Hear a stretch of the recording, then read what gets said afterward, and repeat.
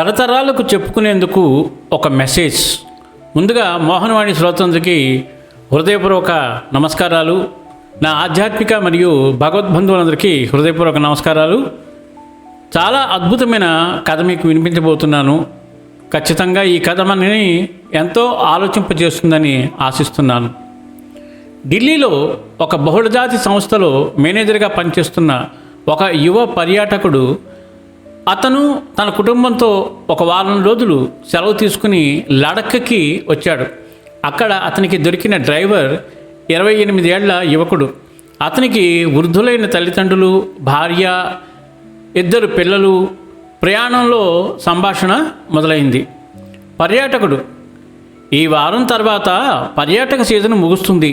మీరు తర్వాత ఏం చేస్తారు? గోవా, ఢిల్లీ లాంటి పెద్ద నగరాల్లో హోటల్లో పనిచేస్తారా? యువకుడు: లేదు, నేను ఇక్కడే ఉంటాను. లడఖ్ను వదిలి ఎప్పుడూ వెళ్ళను. పర్యాటకుడు: కానీ ఇక్కడ శీతాకాలంలో చాలా చలిగా ఉంటుంది కదా, అప్పుడు ఏం చేస్తారు? యువకుడు: పెద్దగా ఏమీ లేదు, సియాచిన్కి వెళ్తాను.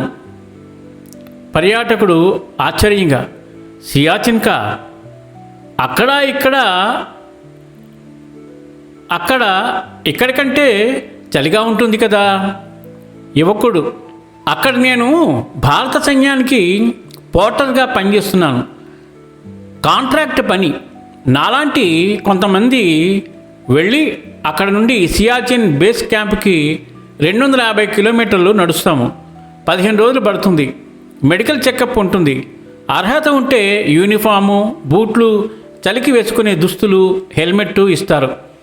అక్కడ 3 నుండి 4 నెలలు ఉంటాము, పని చేస్తాము. పర్యాటకుడు: అక్కడ ఏ పని చేస్తారు? యువకుడు: మాల్, సరుకులు మోస్తాం. సైన్యం విమానాల్లో పడేస్తుంది. మేము దాన్ని ఒక పోస్ట్ నుండి మరో పోస్టుకి మోసుకుపోతాం. ఆ ప్రాంతం మొత్తం హిమానీ నదులతో నిండి ఉంటుంది. ట్రక్కులు వెళ్ళవు. స్నో స్కూటర్లు శబ్దం చేస్తాయి. శత్రువుల దృష్టిలో పడే అవకాశం ఉంది. కాబట్టి మేము మధ్యాహ్నం 2 గంటలకు బయలుదేరుతాం. టార్చులు కూడా వాడలేము. పూర్తి నిశ్శబ్దంగా చీకట్లో నడుస్తాం. గుర్రాలు, గాడిదలు ఉండవు. -50 డిగ్రీల సెంటీగ్రేడ్ ఉష్ణోగ్రత. 18,000 అడుగుల ఎత్తులో ఏ జంతువు కూడా బతకలేదు. పర్యాటకుడు గట్టిగా: అక్కడ ఆక్సిజన్ తక్కువ. అలాంటి భారం ఎలా మోస్తారు? యువకుడు: అందుకే బరువు ఎప్పుడూ 15 కేజీల కంటే ఎక్కువ ఉండదు. రోజుకు కేవలం 2 గంటలే పని. మిగతా సమయం శరీరం బతకడానికి ప్రయత్నిస్తాం. పర్యాటకుడు: ఇంత ప్రమాదకరమైన జీవితం? యువకుడు కొన్ని నిమిషాలు నిశ్శబ్దంగా ఉండిపోయాడు. తర్వాత అన్నాడు: అక్కడ చాలామంది స్నేహితులు తిరిగి రాలేదు. కొంతమంది గండి పాలయ్యారు, కొంతమంది శత్రువుల తుపాకులకు బలయ్యారు. అన్నిటికంటే పెద్ద ప్రమాదం ఫ్రాస్ట్ బైట్, చావు అనివార్యం. పర్యాటకుడు: అలాంటప్పుడు మీకు మంచి జీతం వస్తుందా? యువకుడు: నెలకు 18,000 రూపాయలు. ఖర్చు ఏమీ లేదు. 3 నెలల్లో 50,000. ఆపదకు ఆరుస్తుంది. కుటుంబాన్ని పోషించడానికి సరిపోతుంది. ముఖ్యంగా దేశం, సైన్యం కోసం ఏదో ఒకటి చేశామన్న సంతృప్తి ఉంటుంది. ఢిల్లీ నుంచి వచ్చిన పర్యాటకుడు నిశ్శబ్దంగా ఉండిపోయాడు.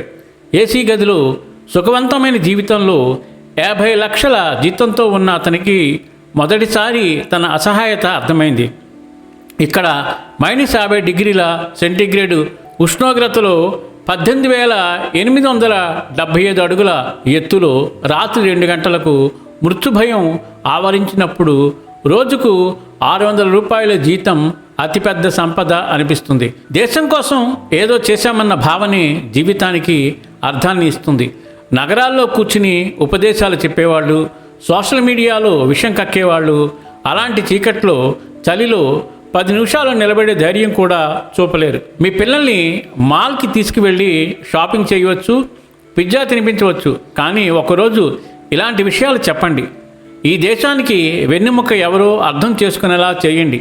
దేశభక్తి అంటే కేవలం నినాదాలు, చర్చలు కాదని, త్యాగం, నియంత్రణ, కర్తవ్యం నుండి పుడుతుందని నేర్పండి. మనం వెచ్చని గదిలో కూర్చున్నప్పుడు ఒక క్షణం ఆలోచిద్దాం. రాత్రి 2 గంటలకు చీకట్లో మంచులో మన శాంతి భద్రతల భారాన్ని తమ భుజాలపై మోస్తున్న వాళ్ళ గురించి మనం ఉన్నాము అంటే వాళ్ళు ఉన్నందుకే. ఆనందంగా ఉండండి, మనకు ఉన్నది చాలు, తరతరాలకు చెప్పుకునేందుకు ఒక మెసేజ్. చాలా అద్భుతమైన విషయం. నిజంగా ఇటువంటి విషయాలు కూడా మనం పిల్లలకి చెబుతూ ఉండాలి. చెప్పినప్పుడు కష్టమేంటో వాళ్ళకి తెలుస్తుంది. దేశ రక్షణలో ఎంతమంది కష్టపడుతూ ఉంటున్నారో తెలుస్తుంది, ఎలా కాపాడుతున్నారో తెలుస్తుంది. కాబట్టి తప్పకుండా ఈ కథని పిల్లలకు వినిపించండి, యువకులకు షేర్ చేయండి. సర్వేజన సుఖినో భవంతు, లోకా సమస్త సుఖినో భవంతు. ధన్యవాదాలు. స్వస్తి.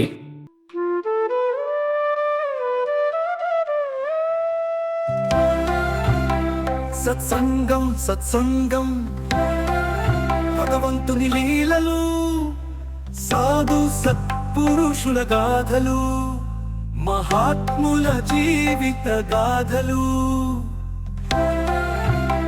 భగవంతుని తత్వం తెలుసుకునే ప్రయత్నమే సత్సంగం. ఈ సత్సంగం వినండి, వినిపించండి, వింటూనే ఉండండి. సత్సంగం, ఈ సత్సంగం.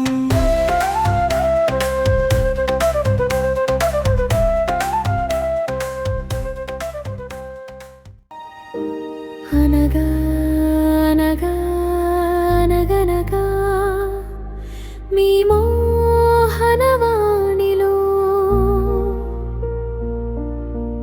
పొడుగు కథలు, పొట్టి కథలు వినండి, వినిపించండి,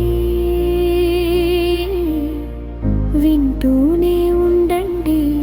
అనగా అనగా అనగనగా.